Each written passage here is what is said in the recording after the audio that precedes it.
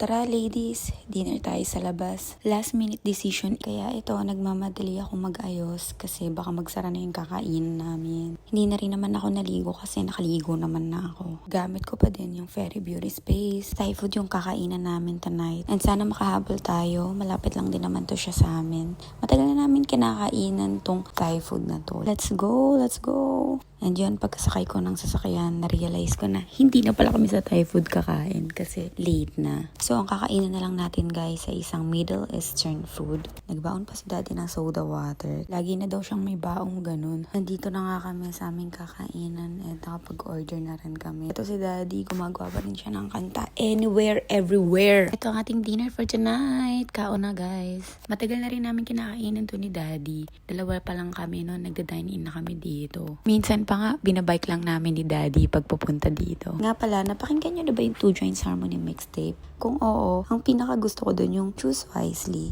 Kayo girls, anong bet nyo dun? And yun, uwi na guys. Good night!